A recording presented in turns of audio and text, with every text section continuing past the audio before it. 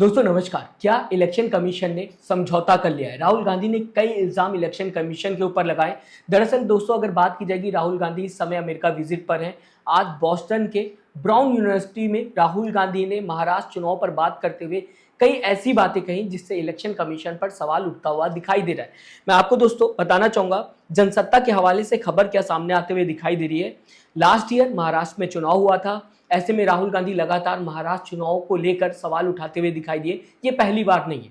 मैं आपको बताना चाहूंगा, इससे पहले संसद में वोटर लिस्ट की मांग करते हुए राहुल गांधी दिखाई दिए, डिस्कशन की बात करते हुए दिखाई दिए। इसी के साथ दोस्तों अगर बात की जाएगी, जब इंदिरा भवन का इनॉग्रेशन हुआ था उस दौरान भी महाराष्ट्र चुनाव को लेकर राहुल गांधी बात करते हुए दिखाई दिए थे। आज फिर से जब अमेरिका विजिट पर हैं तो राहुल गांधी इसी टॉपिक पर चर्चा करते हुए दिखाई दे रहे हैं। तो समझा जा सकता है कॉन्टिन्यूसली महाराष्ट्र चुनाव को लेकर राहुल गांधी सवाल उठाते हुए दिखाई दे रहे हैं, जिसमें से एक ये ट्वीट भी है। इस ट्वीट में राहुल गांधी ने 3 सवाल पूछे थे इलेक्शन कमीशन से, जिसका उस समय जवाब नहीं मिला था, लेकिन शायद इसके बाद इलेक्शन कमीशन ने डेटा दे दिया महाराष्ट्र चुनाव का, जो कि आज राहुल गांधी ने जिक्र किया है अमेरिका से। आपके सामने क्या कहता हुआ जनसत्ता नजर आ रहा है रखना चाहूंगा। देश में चुनाव प्रोसेस जो है इसमें काफी समस्या है, राहुल गांधी ने अमेरिका में बताने की कोशिश की।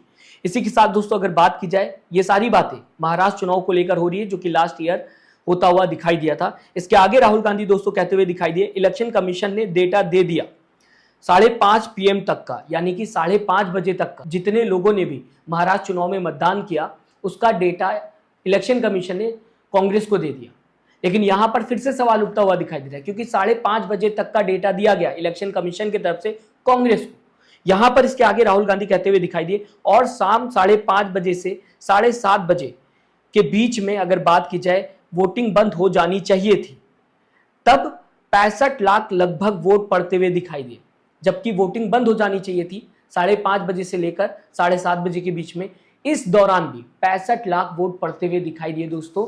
इसके आगे राहुल गांधी ने फिर सवाल उठाए कि ऐसा कैसे हो सकता है।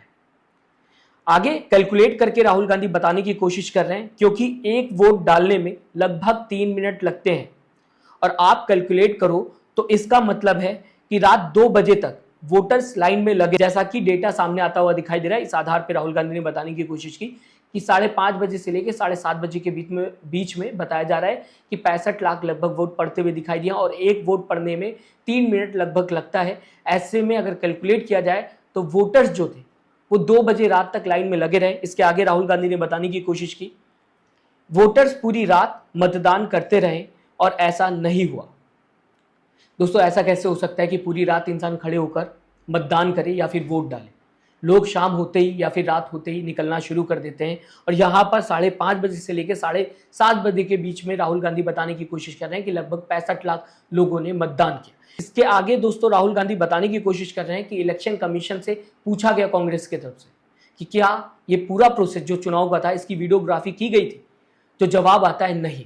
इसके आगे राहुल गांधी सवाल उठाते हुए दिखाई देते हैं समझौते का, वही समझौते का जो मैंने आपको सबसे पहले बताया कि क्या इलेक्शन कमीशन ने समझौता कर लिया। राहुल गांधी आगे कहते हुए दिखाई देते हैं, चुनाव प्रक्रिया में बहुत सारी खामियां हैं। तो दोस्तों राहुल गांधी ने बॉस्टन के ब्राउन यूनिवर्सिटी में जो कुछ कहा महाराष्ट्र चुनाव को लेकर, आपको मैंने बताने की कोशिश की जनसत्ता के हवाले से। अब आगे अगर दोस्तों बात की जाए, संसद में भी राहुल गांधी यही मुद्दा उठाते हुए दिखाई दिए थे, जहां पर वोटर लिस्ट पर चर्चा करने की बात करते हुए राहुल गांधी दिखाई दिए थे। इसी के साथ जैसा मैंने आपको बताया, जब इंदिरा भवन का इनॉग्रेशन हुआ था उस दौरान भी राहुल गांधी ने यही मुद्दा उठाया था, और साथ ही साथ ये ट्वीट।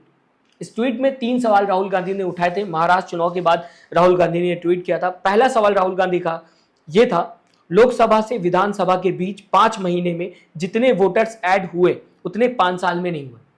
यानी कि लोकसभा और विधानसभा चुनाव के बीच में ये 5 महीना जो था महाराष्ट्र चुनाव की अगर बात की जाएगी, इसमें इतने ज्यादा वोटर्स ऐड होते हुए दिखाई दे जितने पिछले 5 साल में नहीं हुए।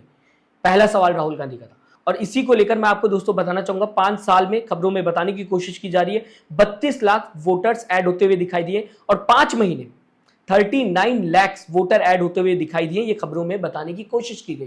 यानी कि 5 महीने में ज्यादा वोटर्स ऐड होते हुए महाराष्ट्र चुनाव में दिखाई दिए पिछले 5 साल से अगर कंपैरिजन किया जाए। इसके आगे दोस्तों दूसरा सवाल राहुल गांधी उठाते हुए दिखाई दिए, विधानसभा चुनाव में राज्य की कुल आबादी से ज्यादा रजिस्टर्ड वोटर कैसे थे? ये सवाल दूसरा था राहुल गांधी का अपने ट्वीट में। अडल्ट पॉपुलेशन महाराष्ट्र की दोस्तों बताने की खबरों में कोशिश की गई थी कि 9.54 करोड़ है और इलेक्शन कमीशन के मुताबिक 9.7 करोड़ मतदाता थे।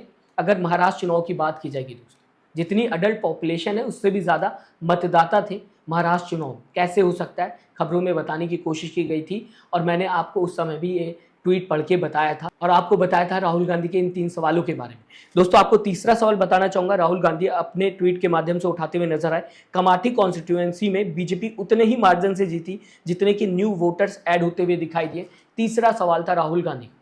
3 सवाल राहुल गांधी ने पहले ट्वीट करके पूछे थे और इसके बाद दोस्तों बात की जाएगी अगर जब इंदिरा भवन का इनॉग्रेशन हुआ था उस दौरान भी राहुल गांधी ने सवाल उठाया था। साथ ही साथ पार्लियामेंट के अंदर राहुल गांधी सवाल उठाते हुए दिखाई दिए और आज जब अमेरिका विजिट पर हैं राहुल गांधी, बॉस्टन के ब्राउन यूनिवर्सिटी से राहुल गांधी ने इलेक्शन कमीशन के ऊपर सवाल उठाया।